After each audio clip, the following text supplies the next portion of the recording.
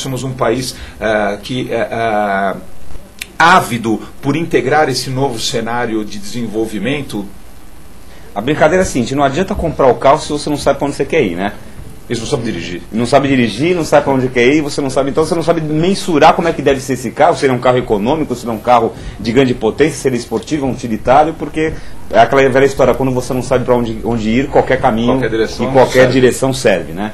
Então a gente está pecando um pouco justamente nessa falta de visão de médio e longo prazo. E aí, uma vez isso estabelecido,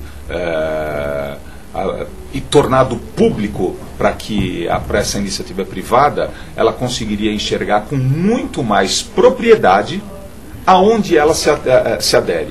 Quais são esses projetos? E uma decorrência extremamente positiva dessa transparência, Gilberto, é que você pode perguntar, ou os amigos internautas podem perguntar, qual é o tamanho do investimento que o Brasil vai fazer e desse investimento, qual é o percentual do investimento público? O que vai ser público? 100% do investimento vai ser público? 10%. Então, veja que ao termos isso claro e as empresas conseguirem entender como elas se aderem a esse projeto, uma grande parcela de tudo isso poderia passar a ser investimento privado.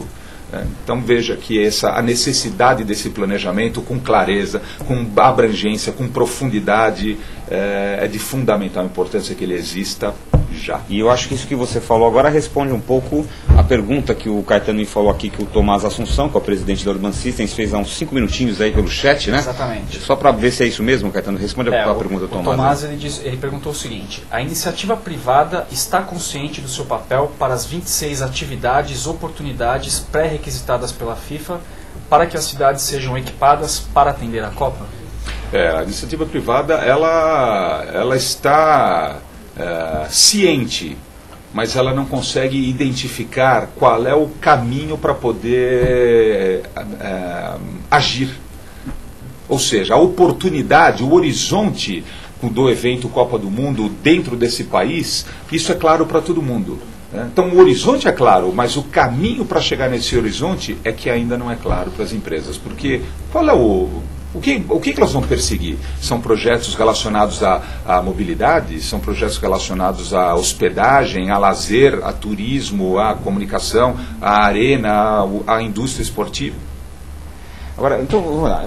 A gente percebe pelo que você está nos colocando aí, Calil, falta planejamento, falta integração e falta coordenação. Pergunta de leigo: dentro do governo federal existe, vamos supor, um comitê formado por vários ministérios? Não deveria ter, digamos, não sei se é um Ministério do Planejamento, etc. Não teria alguém que deveria estar cuidando desse planejamento, cuidando da integração de todos esses setores que estão envolvidos e tá, digamos, dando desse norte de falar, olha, vamos para cá, no turismo queremos crescer tanto, vamos precisar de tanto investimento, iniciativa privada vai participar com tanto, porque é o governo federal. Existe algum órgão no governo que está vendo isso dessa maneira um pouco mais global, ou a coisa está um pouco fragmentada? Obviamente a minha leitura ela não é a expressão absoluta da realidade, não é? Mas eu entendo que esteja um pouco fragmentada, também por decorrência desse momento que o país vive. Aliado a isso, Gilberto, o que a gente tem? A última Copa do Mundo aconteceu nesse país aqui em 1950, né?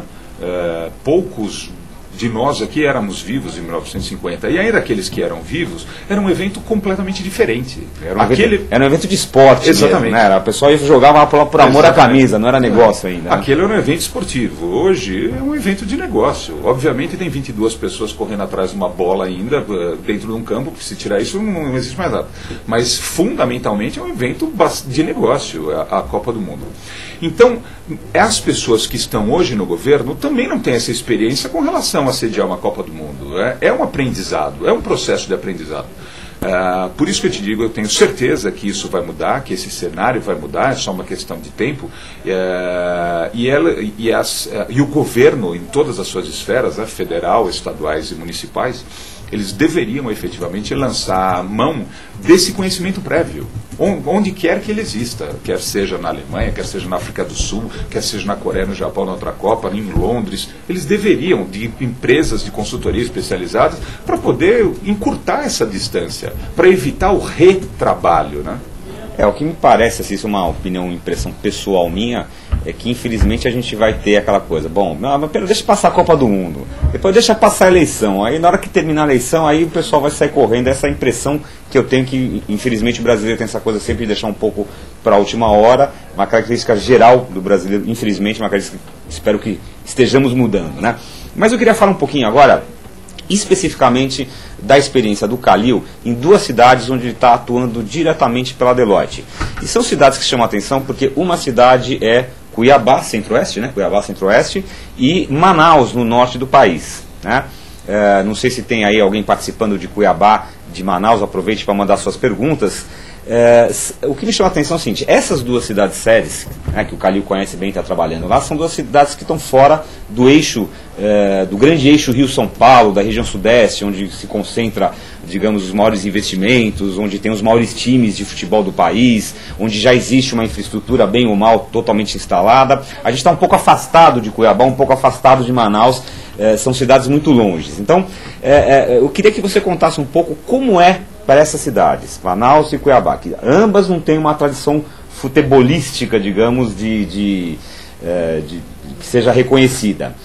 Ambas estão fora, longe desse grande eixo Rio-São Paulo, que é, digamos, a locomotiva do país. Como é para essas cidades se preparar para ser uma cidade sede da Copa do Mundo?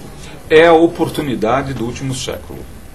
É a oportunidade que eles têm, que eles sabem que serão vitrine dos próximos 4 anos, e por isso esse cuidado todo com relação ao que vai ser vendido com a imagem desse local, dessas duas cidades, desses dois estados.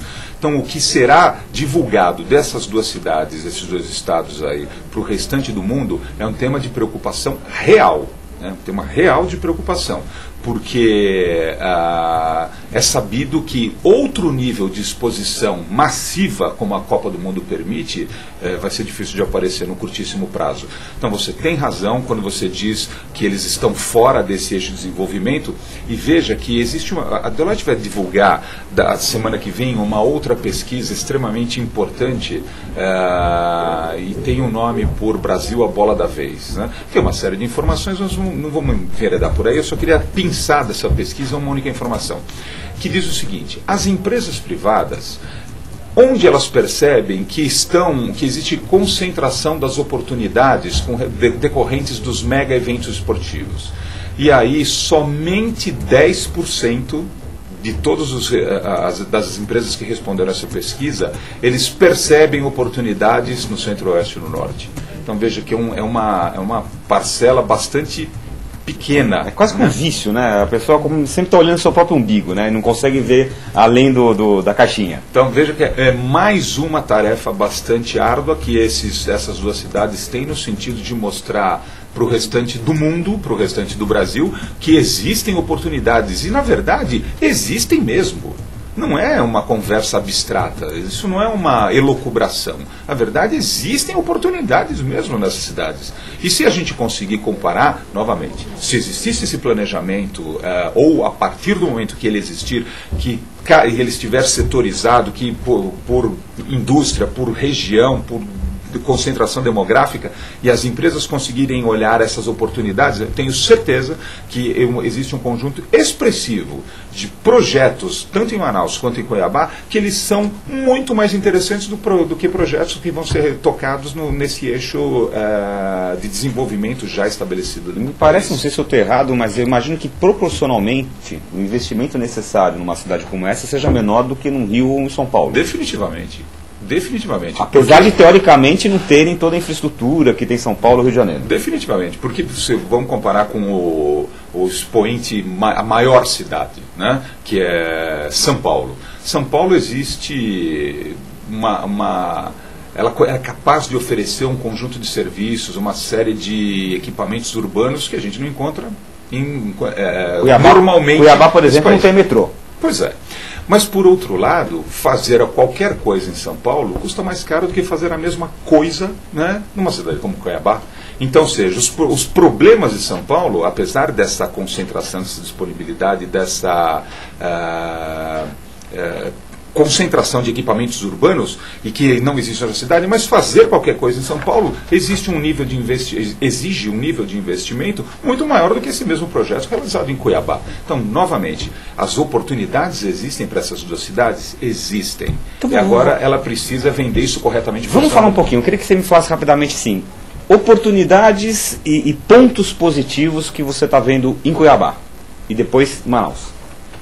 Bom, então, quando nós olhamos, por exemplo, vou começar pela arena, né? Já que nós estamos falando do evento esportivo, comecemos pelas arenas. As arenas nessas duas cidades, elas têm um conjunto de equipamentos urbanos no seu entorno que estão sendo projetados exatamente no sentido de dar um legado, de dar viabilidade econômica na operação deste novo equipamento que serão construídos, tanto em Manaus quanto em Cuiabá. Então, para isso, existe o projeto da existência de torres que serão flats, torres que serão ocupadas por day clinic, torre que será ocupada por um centro de convenção, pelo shopping center, por centros de entretenimento, quer seja com cinemas, com restaurantes, com teatros, ou seja, tudo compartilhando uma mesma infraestrutura de estacionamento que não seria dedicada exclusivamente para essa arena. Ou seja, a ideia, essa persistência da Deloitte no sentido de gerar legado para o investimento que vai ser feito, ele efetivamente está presente nessas duas cidades. E os projetos lá estão andando bem? Então como é que eles estão? Estão andando bem. Haja vista que, por exemplo, para o próprio jornal O Globo, que uma matéria que saiu acho que umas 3 semanas atrás, o Globo coloca como as 3 cidades que estão aderentes aos requerimentos da FIFA. Ele coloca Belo Horizonte, Manaus e Cuiabá. E a revista Veja, que saiu quando você teve a oportunidade de ler, que a FIFA está pensando no plano B, que ela é uma crítica dura, né? Bastante dura, diga-se de passagem, ao que o Brasil está fazendo. E a própria revista Veja diz o seguinte: para não dizer que está tudo atrasado, existe uma exceção, que é Cuiabá. Que bom. Caetano, como é que está a nossa participação no chat? Olha só, Gilberto, tem bastante gente mandando pergunta, o Alan de Campinas, o Paulistano Net, tem várias perguntas e não vai dar tempo de fazer todas, que a gente tem pouco tempo, o pessoal do Switch já está sinalizando aqui pra gente encerrando o programa.